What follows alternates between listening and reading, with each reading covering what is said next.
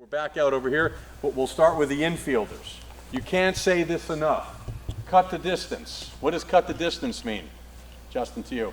It means to get closer to the ball so you have a shorter throw to the first base. Where you start can't be where you feel the ground ball unless it's a blast, unless you've got to create some space by getting away from it, okay? And that's going to happen sometimes once you're in a good sumo position, right? Justin, you know what a sumo wrestler looks like? Yeah. I'm going to show you first, right? This is how we're going to have a lot of our infielders, even though it's drastic and it's not really American, Kevin, it's more Japanese, but I'd rather see more of our infielders like this with their hands out and getting them with a wider base, okay? So cut the distance. Justin knows that if he's getting fungos from someone, right, and he's starting over there, depending upon if it's a 4 or 5 hopper, he's got to cut the distance, right? Stop telling kids to charge the ball, go get it, cut the distance. Pretty simple concept. Hands out, butt down. Hands out, butt down. Can't say that enough times if you're around infielders. What does that mean to you? Hands out, butt down. Do you want me to show it? Sure. Kind of like get low to the ground, keep your hands out. Hands out, butt down. Okay, and let's just make sure when that glove is down, Kevin's going to help you. Go down there again. He's going to clean you up a little bit. Okay, he's just going to make sure that the pocket of the glove is not on the turf. We need to get the fingers right. We need to have the wrist in front of the glove. We need to have the wrist in front of the glove so it looks like a shovel. That's what it looks like, right? We don't want to be saying hands down, butt down, put your glove down on the ground. That's going to be the position, okay? You can stand up again. Work through it. What does that mean, Justin, right? When you hear the coaches over and over again, hey, we got to work through it. What does that mean? Don't stop. Keep your momentum going towards first base.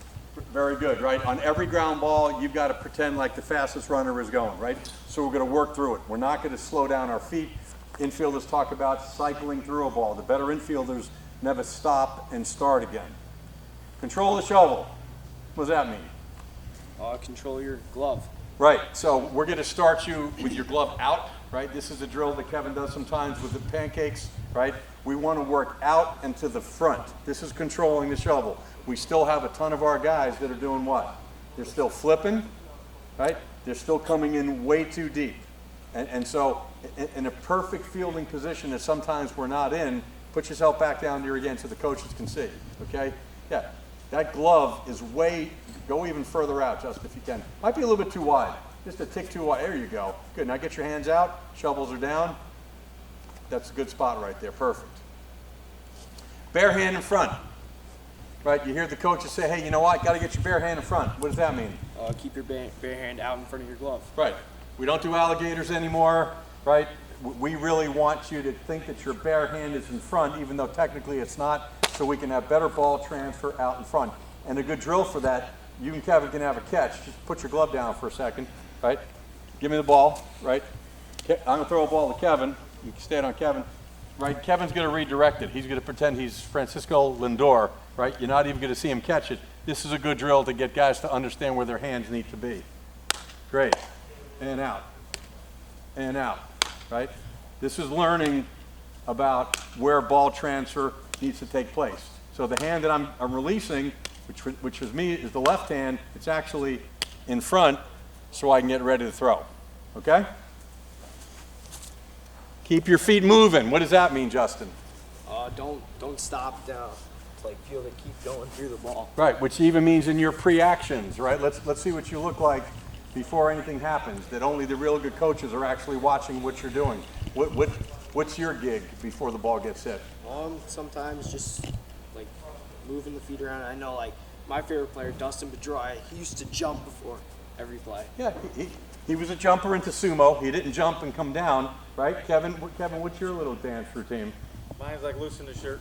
Loosen the shirt. Loosen the shirt, relax, get ready to go, and then start airplane it down, get ready, get lower. Airplane it down versus sitting on the ball. Very good. Okay, so when you hear the coaches, keep your feet moving, line it up to the left, right? Stay to the left. Stay to the left. What does that mean as an infielder? Field it on the left side, left eye. Keep it on the left side. Left eye. Some people like the belly button as a reference point. Don't get caught on the right side of your body. You're going to have all kinds of jamming problems. You're not going to be able to get the right foot to slide through. So if I roll this ball, right, line it to the left. Line it to the left. Stay to the left. It'll probably be easier for the coaches to remember. Right, you can see where Justin is at that point, right? Kev, you want to do one also, same thing? And again, on infield play, or even when you're doing the infield work, you need the backswing. That's the only way in which the infielders are going to be able to loosen the shirt or do the Pedroia jump. Okay? Outfield play. Let's get our outfielders in there. GPS to nose. What does that mean? GPS to nose.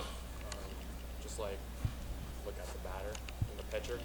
GPS to nose means once the ball is up, okay, you're going to take a 30-degree vector from your nose. Not 30 degrees, but it's going to look like an elephant trunk, right? We don't want you to be in this position, right? If you look at, we're going to take the hand and actually have it like the trunk of an elephant. That's going to get you behind the ball a little bit better, Chase, okay? Sometimes we have guys that were doing too much of this, and by the time they catch the ball, what's happening? They got momentum going to the backside, right? So we want you guys, hey, here's my nose. Here's where I'm going to be catching the ball, so I'm 2 steps behind being able to catch the ball. GPS to nose, all right? Outfield ready. Let's see what outfield ready looks like. That's not what it would be. If I'm a pitcher, you guys have a much more lengthier and a much bigger walk into ready position because you're in the pasture. So get on the line, get on that white line, right? And I want to see at least 3 or 4 steps before you guys jump into outfield ready with your feet split out and your glove in a run position, okay?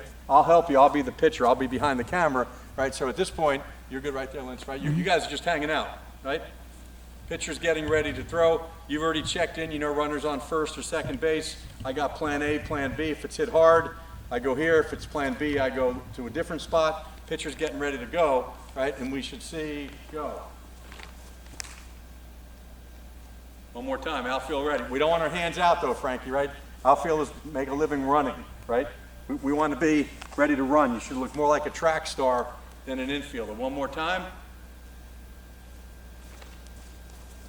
Great.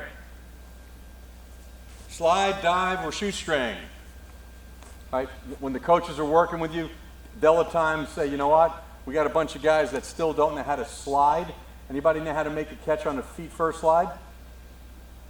My son Anthony was supposed to be here. He's pretty good at that, but basically you're doing a pop-up slide to catch a ball. Okay? So if you hear slide, dive, or shoestring, how about a shoestring catch?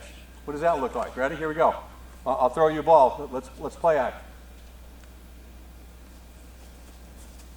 Well, you guys got to play act a little bit better than that. You guys, that was not high-end Academy Awards.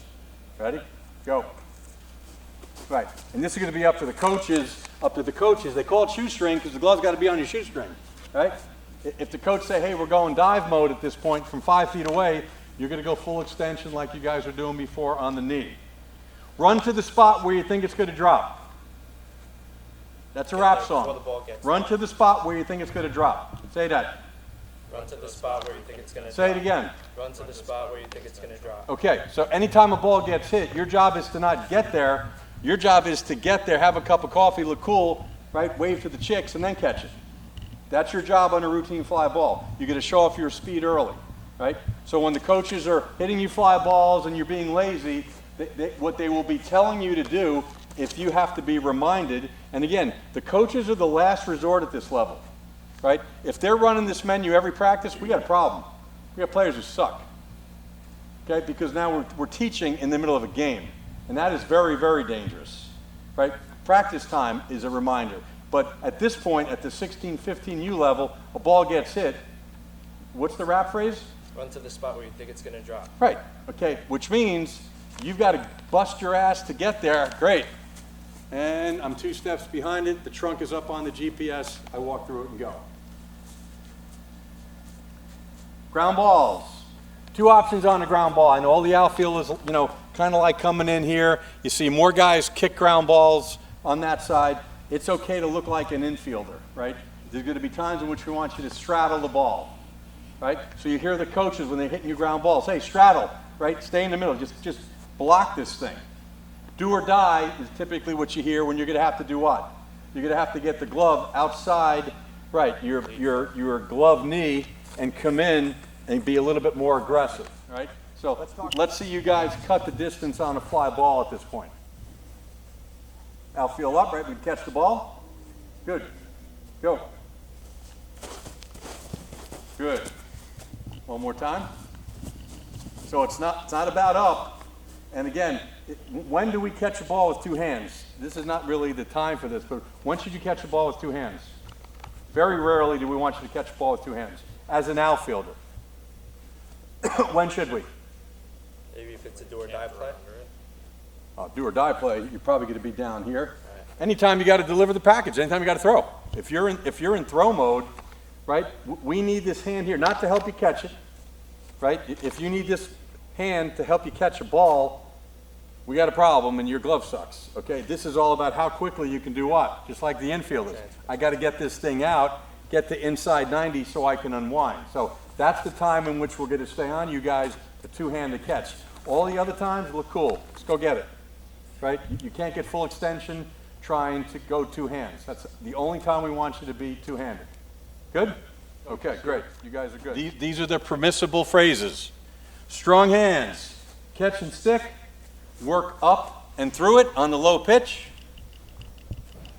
Runners on, runners off, right? And the difference in the setup. So with no one on base, let's see how you're going to look. Clean, Aaron? Pretty good clean? Nothing about that? I'd rather have those legs a little bit wider so the left knee is pointing toward third base and the right knee is pointing toward third. Let's get a little bit wider base on you there. You can go in the middle ones. Yeah.